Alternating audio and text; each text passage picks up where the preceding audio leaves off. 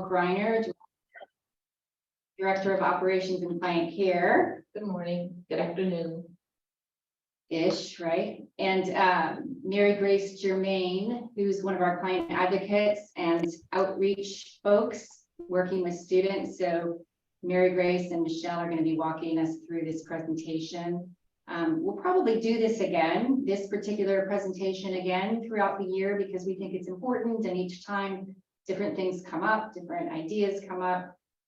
So I'll, Mary Grace and Michelle can kind of guide in terms of when discussion is appropriate and things like that. But also just quickly before we hop into this, we wanted to make everyone aware of our Black Maternal Health Week initiative coming up. So Michelle and her team have done a great job with this campaign that is designed to build awareness of the disparity in maternal morbidity and healthcare for women of color.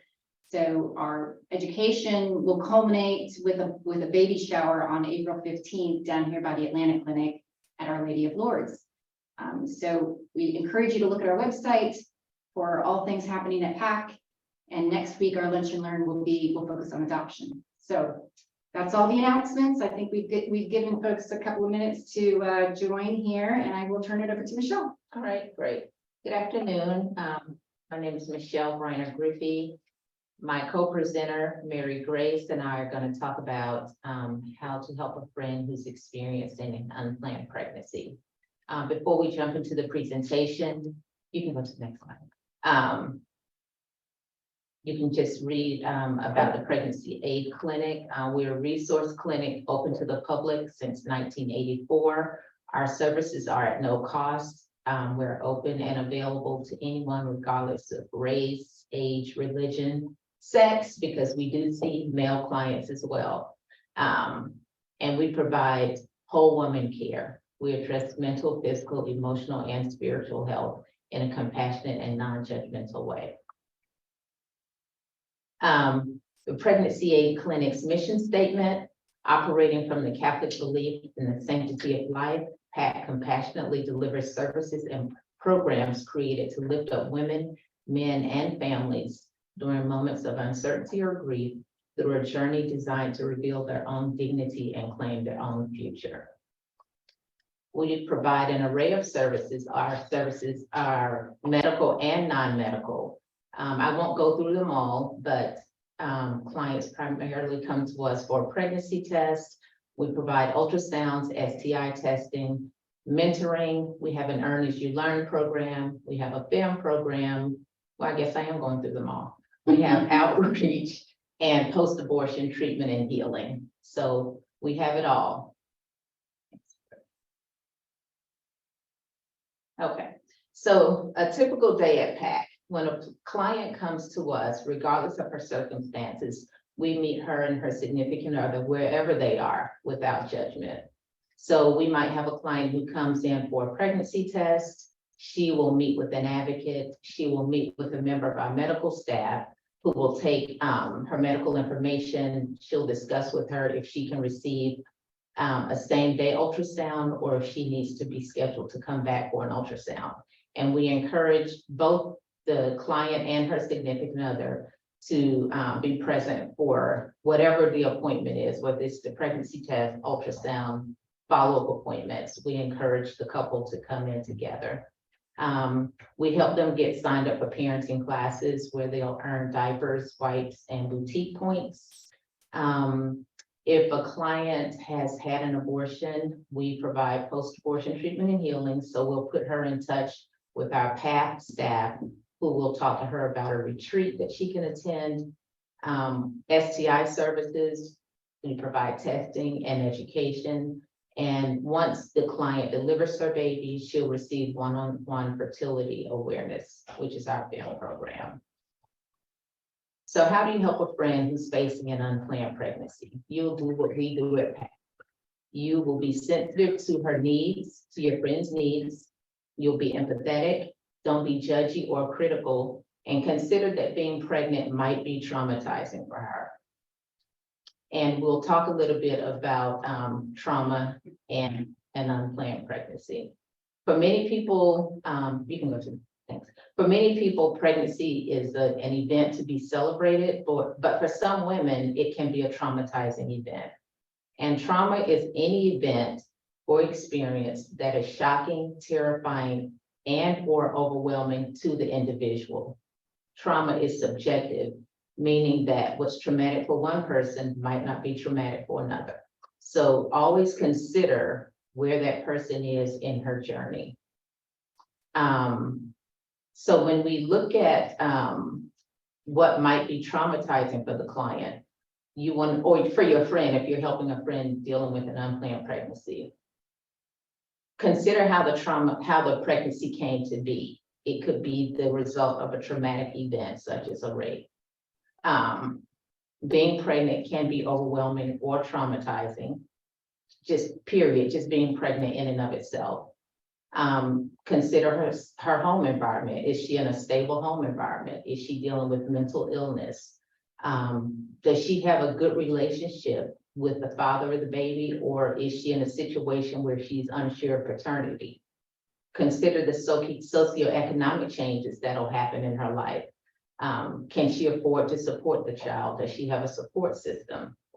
Will she be ostracized by her family or her church as the result of an unplanned pregnancy or an out of wedlock pregnancy, if that's applicable to her? In realizing that she's pregnant, she's also dealing with what's currently going on in her life. So if she's homeless or has unstable housing, she might be young, high school student, college age, unemployed or underemployed, no support system. Is she dealing with addiction, depression, or mental illness? Did she just break up with a boyfriend and now she's considering being a single parent? And is she living with domestic violence? A consequence of an unplanned pregnancy sometimes is domestic violence. We've seen at PAC that since the heartbeat law went into effect, the number of cases of domestic violence has doubled in the last year. So when we're dealing with when you're dealing with a friend who's experiencing an unplanned pregnancy, be empathetic, be an emotional safe space for her. Don't try to fix the situation, just listen to her.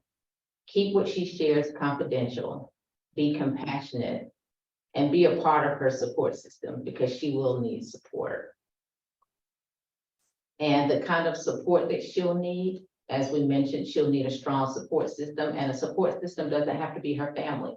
It can be a close friend, it could be a church, it could be someone at her school, just whoever is pouring positivity in her life and is dependable and is showing that they will be there for her. And she'll need mental, physical, spiritual, emotional support. And then availability of resources, stable housing, financial support, medical and mental support, and childcare. Those are all resources that through our REACH program, we at PAC can help connect the client with. And you as the client, as your friend's support, would just want to kind of walk her through securing some of these services and seeking out resources as she prepares to have her baby. And now my co-presenter, Mary Grace, will take over from here. Thank you, Michelle. Yeah, so some of you may be familiar with PAC. I know I was recently graduating from college and I wanted to be in a role that I could help people in a meaningful way. For me, as someone who had thought about unplanned pregnancy and what that would mean for someone much of my life, although I hadn't been through it myself, I thought for many years that I would know what to say should someone come to me with this kind of a crisis. And then when I was in college, increasingly, I was in more positions where people would bring these kind of conversations to me, particularly as a resident assistant for freshman girls in a dorm. And the more I was hearing from them, the more I was realizing that I did not really have the tools. And a lot of what we're sharing today is not particularly earth-shattering. It's a lot of what you might expect, but hopefully from this, you can do what I wish I had done ahead of time, which is think through what sort of reaction I would want to give someone, what I would be able to offer them in terms of tools. And as it became more real in my life, I sort of learned as I went. And of course, at the base of all of this is empathy. I want to get some audience participation for anyone who's able and willing. If you can imagine a 16-year-old, although not all of our clients are that young. If I could have the slide. Imagine you're 16 or you're her boyfriend who just found out that she's pregnant. You always wanted to be a mom. If you're imagining you're her, but you were not intending it to be before graduating high school. Slide, please. You had promised yourself that you'd get a college degree, but now you're feeling a lot of different things in the face of this this new pregnancy result. So can I hear from you all, what sort of emotions do you think would go through your head in this situation? What feelings would you be having? Fear. Yeah, there's a lot of fear, particularly as things change in our society regarding options for a pregnancy. Conflicted about my options. Mm-hmm. Yeah, definitely a lot of confusion. Like Michelle talked about, the trauma of feeling overwhelmed. I would probably be thinking about what are people thinking of me, and how did I get myself into the situation? And then I would probably, back when I was 16, I would probably be thinking, what are the cultural norms? I wouldn't be thinking about my church. Yeah. What sort of stigma and friendships might be affected? Definitely a lot of shock and confusion about how could this happen to me. I hear that a lot in the advocacy room as a client advocate myself. Definitely. And there's no right or wrong answers here. Does anyone else have any ideas or just thoughts of what that would be like, or if you've had a personal experience? I would think grief for what you've lost, for what the future, the things that might not be now. Right. Yeah. Girls get told all the time that, once they have a child, they can't finish their degree or finish school or achieve the goals that they wanted to. And there certainly are a lot of barriers. So she may be feeling the grief of a lost dream weighing on her, certainly.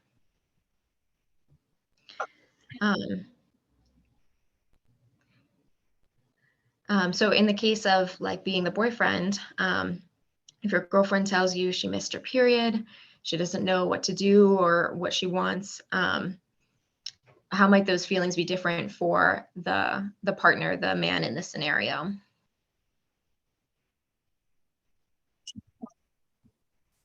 Oh boy. We have a disbelief.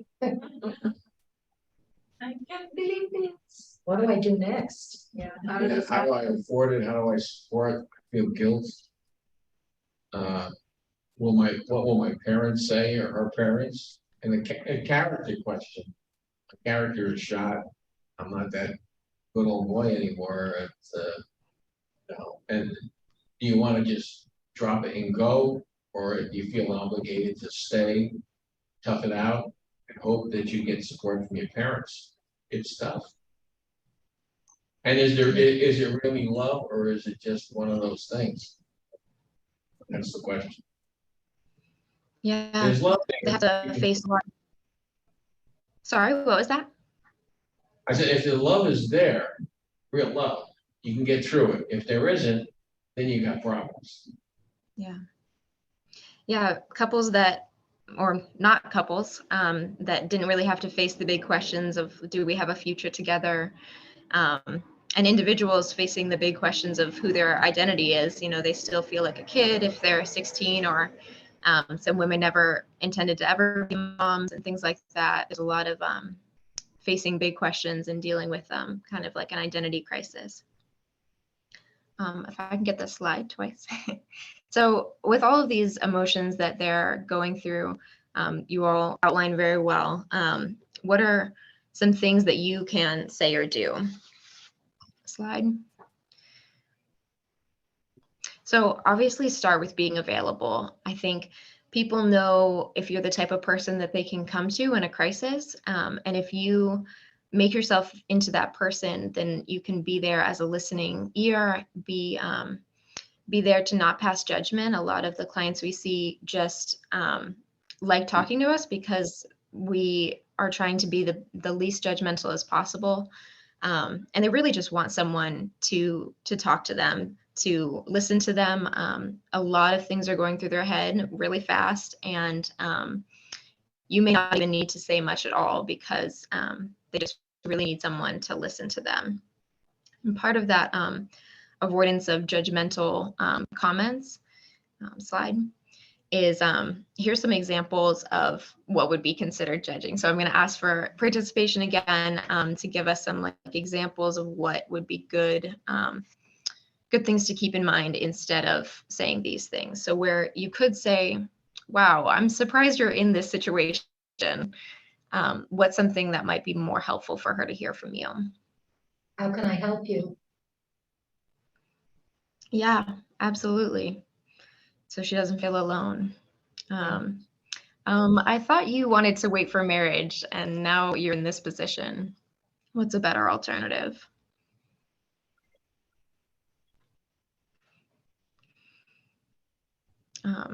Just kind of not necessarily bringing that up at all.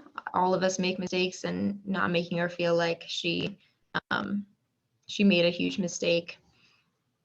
Another bad example of judgmental comments. So how long have you been dating this guy anyways? Just kind of pointing out what is not ideal about the situation. And I hope you don't do something you'll regret forever.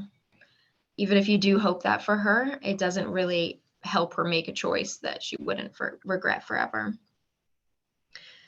So some affirming alternatives, slide. This might be a lot for you to process right now. I'm here to listen and help. And for some of us, helping often means finding solutions, but really just listening in that first conversation in particular. And once she's kind of put it all out there, then following up with what are our next steps, and we'll get into that as well.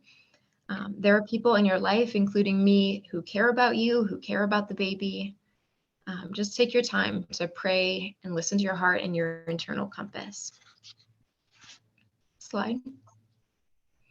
So the second thing is be encouraging. So besides just being available, be that optimistic, realistic but optimistic response.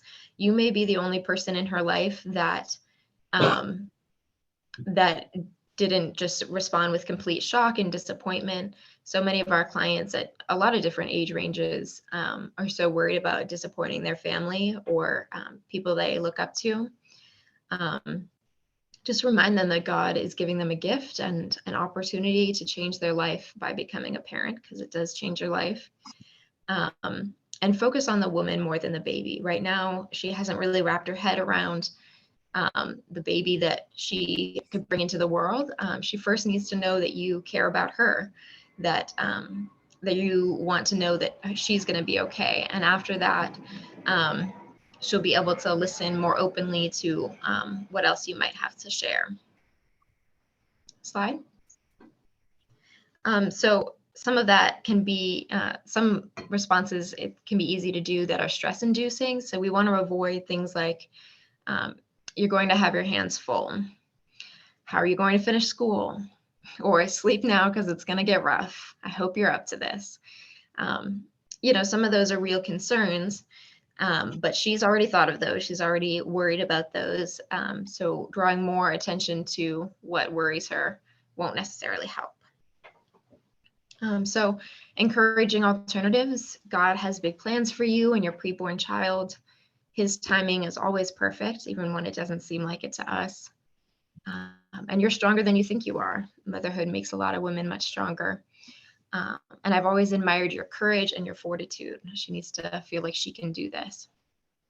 Slide.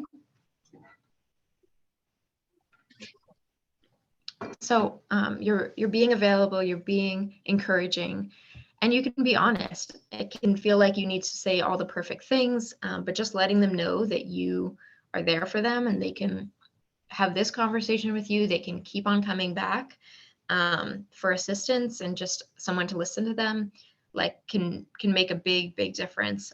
So recognize that their struggle is real. Slide.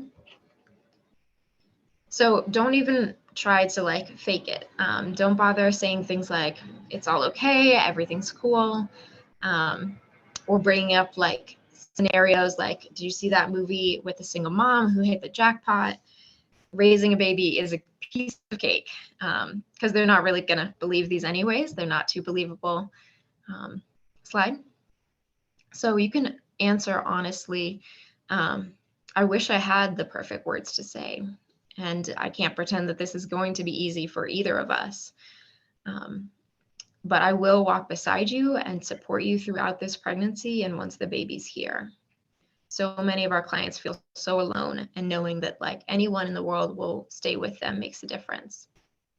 And part of that is offering specific help. So being resourceful is that fourth element. Offer a shoulder to lean on, and also tell them about pregnancy resources like PAC. Pregnancy resource centers exist across the country. They offer medical services in some cases and a lot of emotional and physical material support. And then accompany them. So you can offer to drive them to an appointment, especially if they don't have access to transportation very easily. You can see if they want someone in the ultrasound room with them, holding their hand as they kind of face that reality. And so in opposition to being resourceful are some unhelpful comments. Wow, medical costs are so high right now. I don't know where you're going to get help. Don't talk to anyone that you don't know. An abortion clinic is a good place to go for an ultrasound. I'm sure you never want to give your baby away. So alternatives. Have you had your pregnancy validated by a medical professional? A lot of women come to us because they need to know for certain whether they are pregnant or not. There are free, HIPAA compliant, confidential resources that can help you know all your options, namely PAC. A pregnancy center can offer an ultrasound for free, and that will confirm the pregnancy, let you know how far along you are. And if you're open to learning more about adoption, there are plenty of no strings attached options to learn more information. And so on the topic of adoption, we have a lunch and learn about this next week, same time, same location, because there's a lot of information and a lot of like misunderstandings out there. But just to get the gist across, many people think of adoption in terms of closed adoption. That's the old way where you wouldn't necessarily hear from or know anything about your baby once they were adopted. But nowadays, more people are choosing open or semi-open adoption, which allows the birth mother to have some interaction and updates about the baby and child as the child grows. Slide. So the language we use around adoption is really important because we can break down stigmas and help women feel like they have real options. So unhelpful language that's outdated would be things like, you can always give up your child for adoption. So anytime you use the phrase give up or give away or put up for adoption, it kind of signifies defeat or like she is not interested in the welfare of her child. But in reality, we can use language like you have the option to make an adoption plan to place your child for adoption.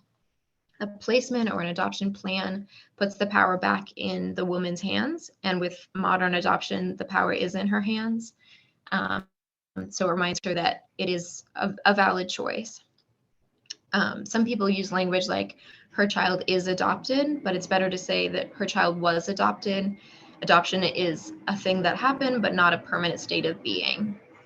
And then it's detrimental to use the phrase "she's the real mom" when talking about the biological mother or the birth parents, because in reality, all of the people in the adoption triad, the birth mom, the baby, and the adoptive parents, are important and relevant. There's no real mom in that sense. So hopefully you can join us next week to learn more about that. And I also want to talk on how things have changed in Georgia. Many of you are aware that the law has changed. So PAC is needed now more than ever. A lot of our clients get confused about what exactly the law states, so I just want to clear that up as well. Georgia's Life Act restricts abortion past the time the heartbeat is detected. So it doesn't state 6 weeks in the law, but generally that happens around 6 weeks. The exceptions to this are medical emergencies, if the pregnancy is medically futile, or cases of rape or incest, in which case there must be a police report and the woman must be less than 20 weeks along in her pregnancy. So people are worried about what penalties there are with this law. Patients, like the women seeking abortions, are absolved from all penalty. And then providers, so doctors like OBs who are helping a woman have a healthy pregnancy, are protected if there is a case of accidental death, like stillbirth or miscarriage. And patients may recover damages in civil suits against abortionists if they choose. The Life Act also gives a couple helpful things for women who are pregnant. One is there's an obligation for the father of the baby to pay child support even before the baby's born. So a woman can seek that out if she wants the father of the baby to pay child support. And then also there's a tax credit for children in Georgia, and that now applies to preborn children in the womb. So with these changes, PAC has new tools and more strength behind our existing tools. Lunch and Learns, of course, are part of our education and outreach for building presences on campus.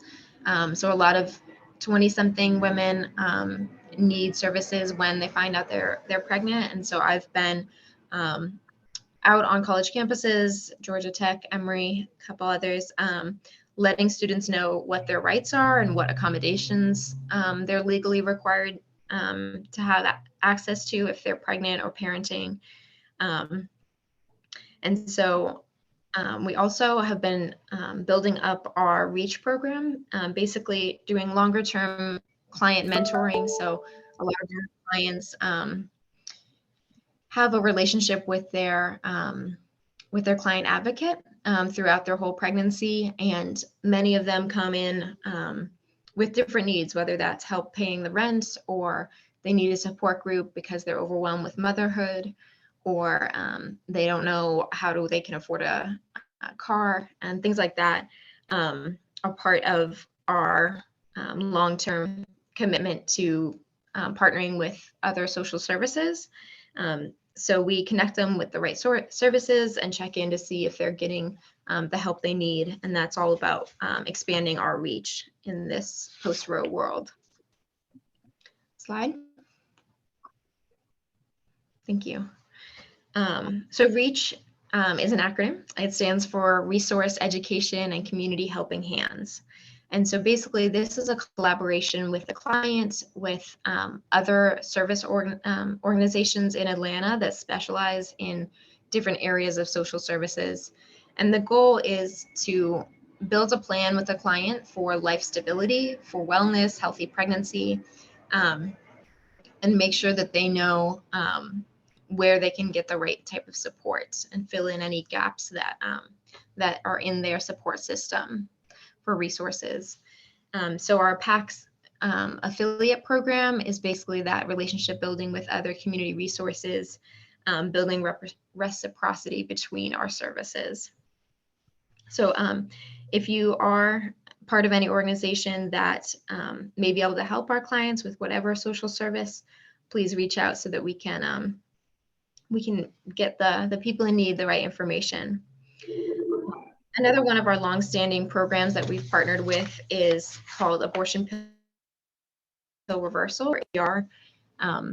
Nowadays, with this new law, a lot of women feel very rushed to make a decision. They may find out close to 6 weeks that they are pregnant, and they feel like they have no chance to think through the decision. So if they are rushed into an abortion decision and feel regret, this organization has been around for a while, offering options for reversing the abortion pill in some circumstances. And we've partnered with a local OBGYN who helps give these services, and we help with the ultrasounds and that sort of thing. So that's a hotline they can call. And then another longstanding program that we're affiliated with is post-abortion treatment and healing, another offering that's offered around the country. And this is basically mentorship and retreats and Bible studies that bring healing to those who are coping with feelings of loss or regret or grief. Many women that we see, whether it's months or years or decades after their abortion or abortions, are just coping with these feelings of regret and loss, and they don't have anyone really that takes those feelings seriously necessarily. It's not something that's talked about often. So our PATH program is helping these women, and they're also going to be educating us through a lunch and learn on March 29th. So that's end of the month, also a Wednesday, same place, and they can kind of inform you about what to expect, how to recognize it in a friend or family member or yourself.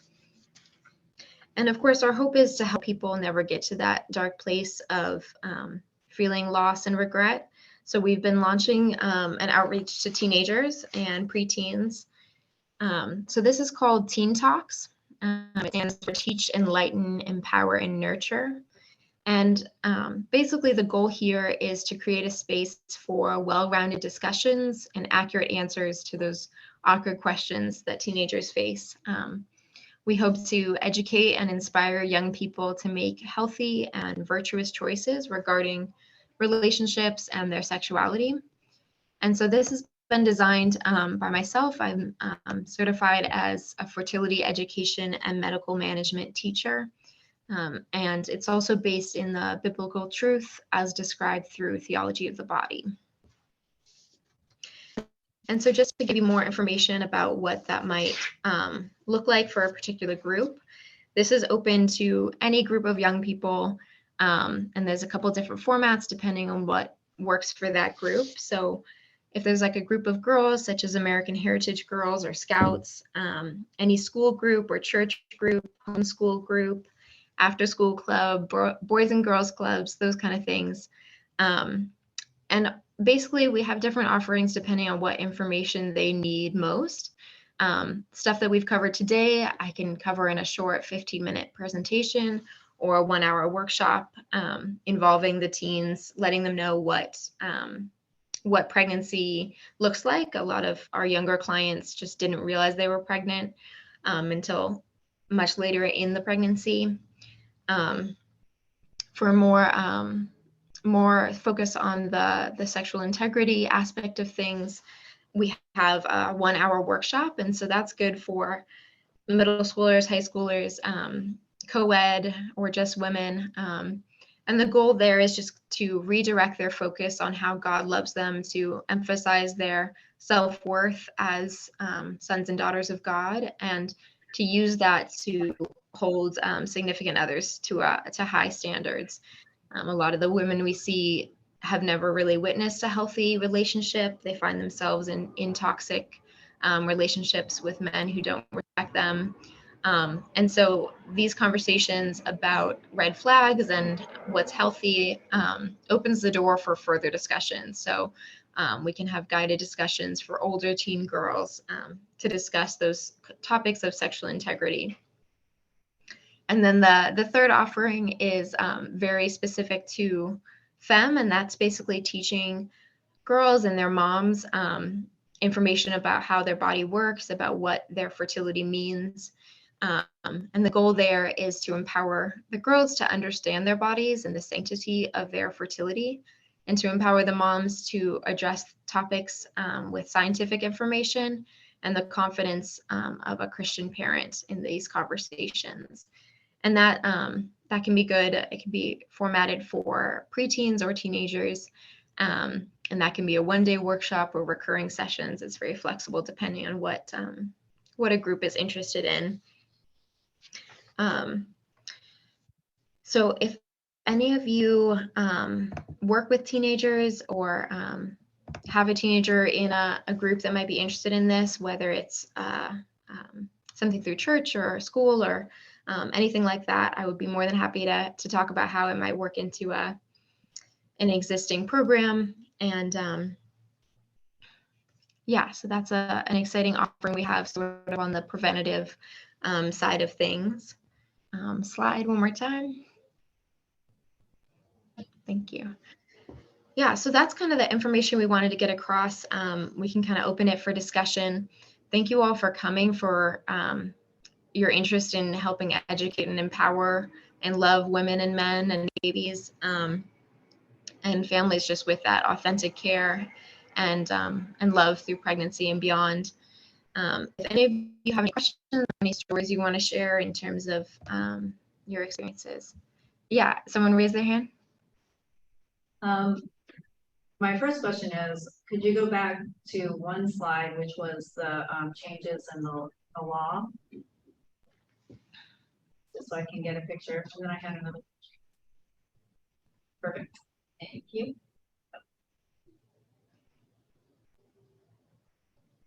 That's it.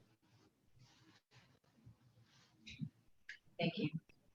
And my other question is about the teen talks. Well, so we're here representing our church and Walking with Moms, and we've had some good interaction with not necessarily teens, but young women. But we would like to be able to present the teen talks to our religious ed department and maybe something out with you, Mary Grace. That would be great. So what do you think the best way would be for us to present it to our middle school and high school religious ed? Yeah, so we can also talk offline, but generally I aim to do very age appropriate content. So if I'm going into a high school youth group versus an 8th grade or a group preparing for confirmation, the material might be a little bit different.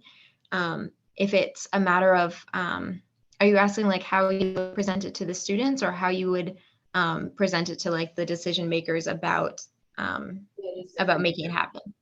Decision makers. Okay. Yeah, so basically, this is something that I can present to them also directly, or send you all information so they can read it on their own time. But the goal here is to just inform people who either need the information themselves or might be able to bring it to friends. And I think it's easy for some Catholic or Christian organizations to think oh, our teens don't need this. But in reality, they can be a witness in their choices. And also there's not really anyone that's impervious to, being tempted to do things, even if they don't believe in them as their value system. So I can email you directly if you want to put your information in the chat. You can send it directly to me, or my email is at the bottom of this page. You can also, thank you for your interest. This is Courtney. You can also put in the chat message directly to me, your email, and we can also reach out to you that way.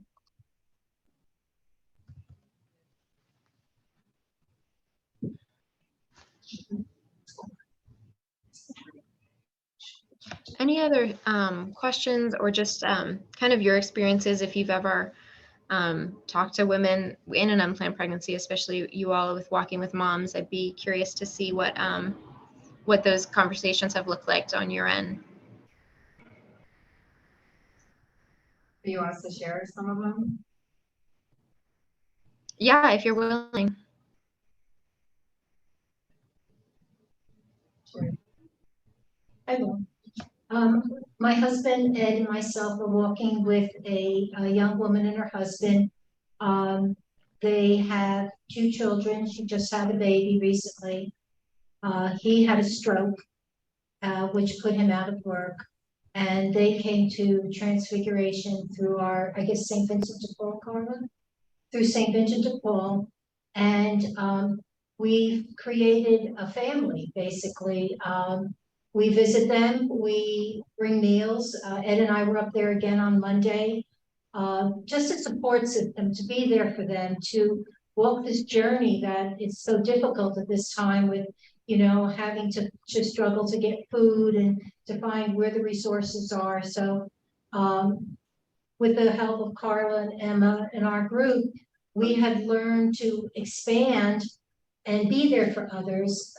Walking this journey has been a great asset to, you know, us as a family, but to give to them as a family. So we've become a part of their family, excuse me, and they've become a part of ours. So in all instances, we've all have grown. So it's a good thing.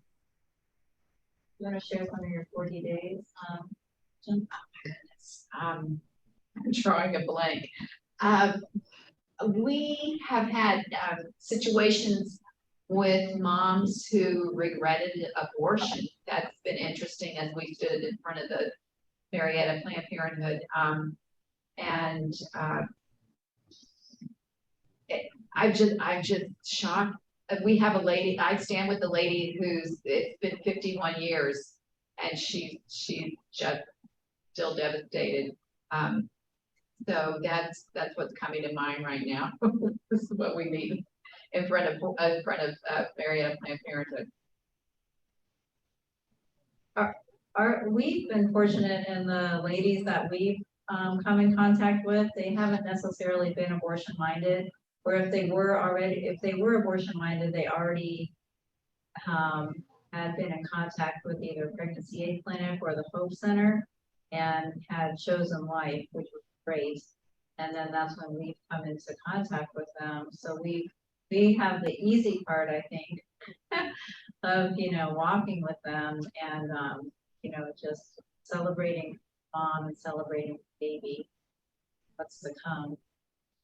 Another scary situation in front of the Planned Parenthood, often we have women who are not English speakers who go to Planned Parenthood. They think that they're going to get prenatal care and help their, and then of course with the language barrier, we're scrambling, but we've been able to help several moms who thought they were pregnant, were happy about the pregnancy, and Planned Parenthood told them to come right in and get their pills. So we just wondered what those pills were that they told them to come right on in and get. And we were able to redirect them to resource centers, and then they got connected with the services that they need. But I wonder, I'm there for 2 hours on Tuesday. I wonder how often this happens every other day of the week. Mm-hmm. And Emma, I don't know, do you have any stories from the hospital? Share. Well, this is really just our recent mom who had a baby and was taken by the state, the Department of Child Services, because of her prior history with her other children.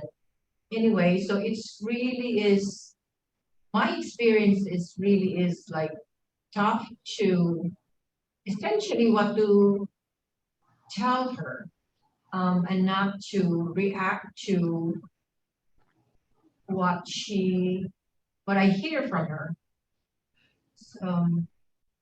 that's essentially is, you know, as you mentioned there, listen and be there. But still, I think the prayers is really helping me to not to speak right away.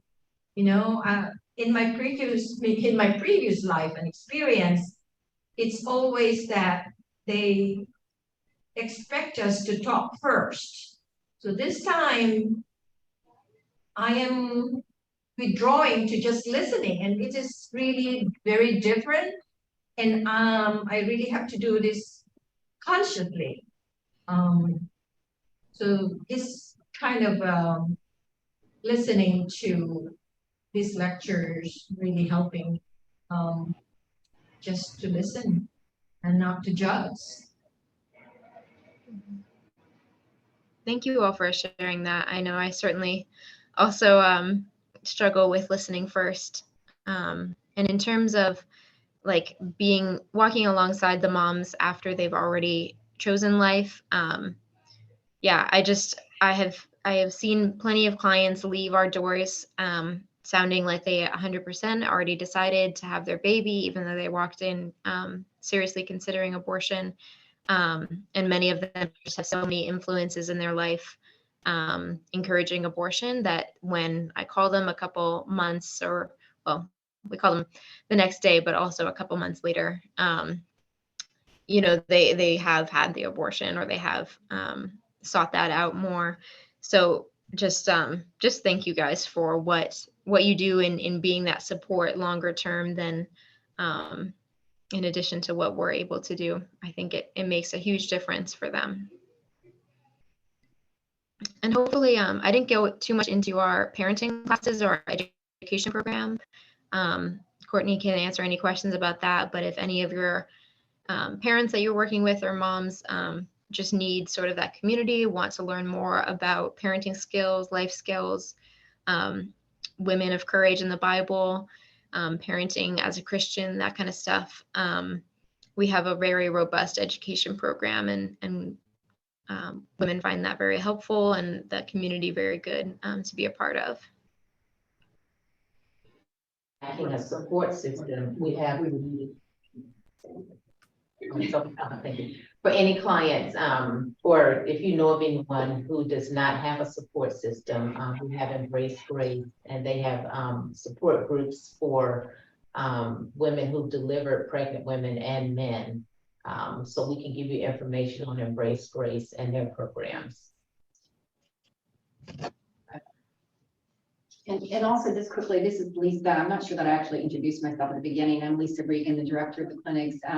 Thank you, Michelle and Mary Grace, for just a great presentation, and for the folks at Transfiguration. We're grateful for you joining. You had mentioned that you've worked with women, or you've observed women who have regretted. I know you're familiar with abortion pill reversal, but we do have cards that we're willing to provide that has the hotline, the APR hotline. So the APR doctor that we work with, that Mary Grace referenced, does work through the abortion pill reversal hotline, and we're happy to provide you with some of those cards that I know are useful when you're on the sidewalk.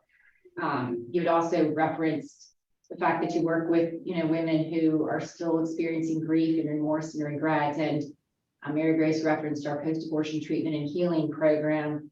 We have a lunch and learn coming up at the end of the month on March 29th that our PATH, post-abortion treatment and healing program folks, are going to be facilitating. They're a wealth of information. So we just encourage you to keep engaging, and just to ask us how we can help you, and just, you know, be vocal about the tools that you need. And I hope that we do get your email address and can continue the conversation. So thank you for joining. We will definitely be in contact. Thank you. Michelle, Mary Grace, anything else? I just want to thank you all for logging in.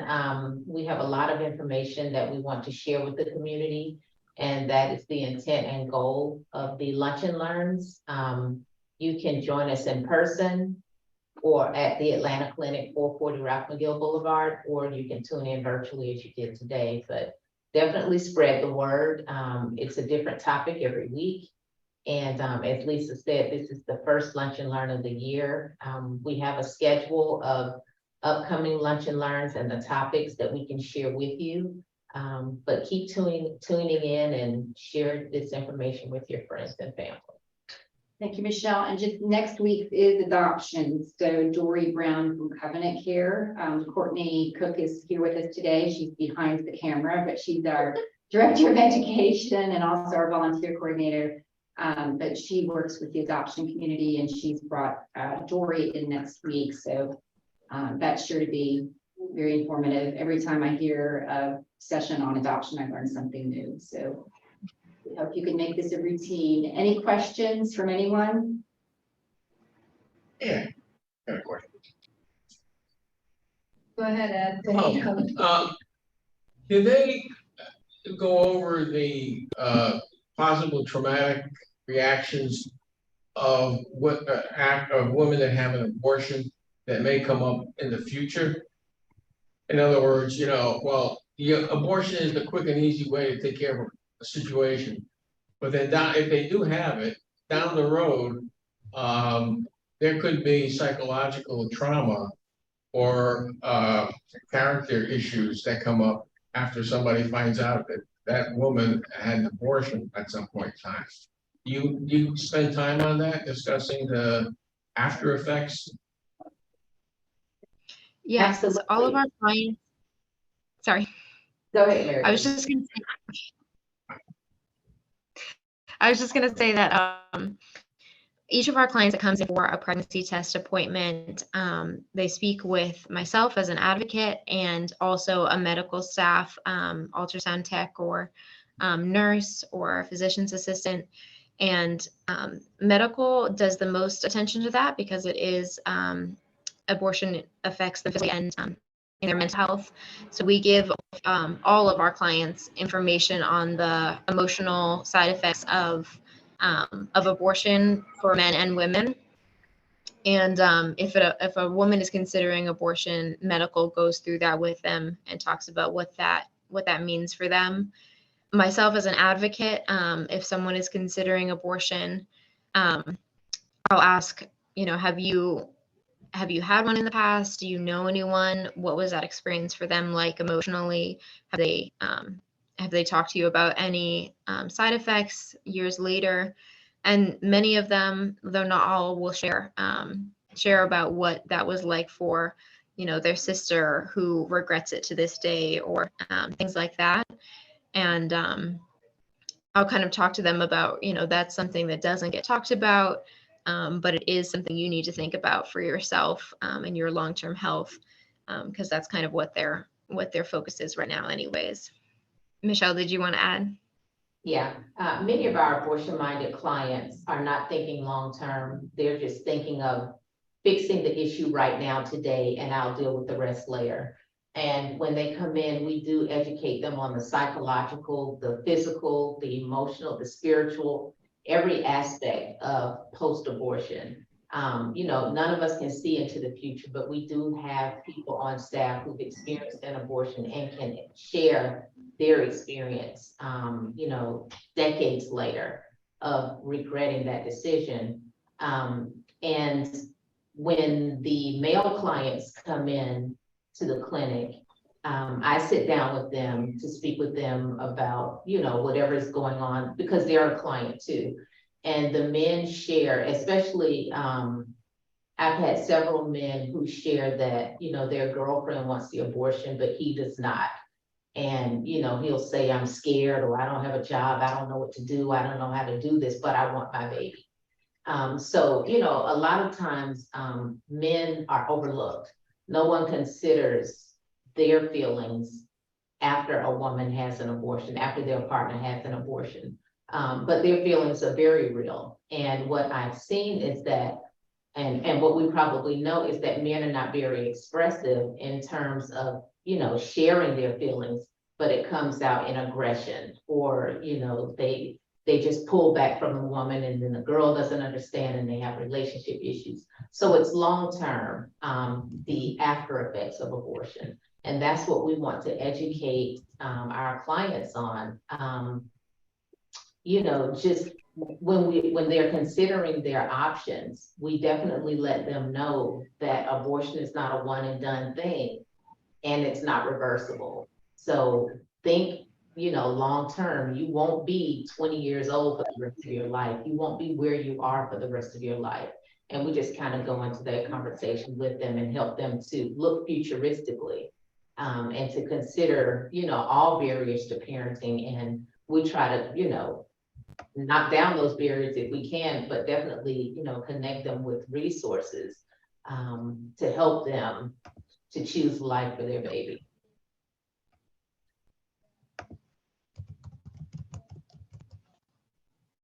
Any other questions?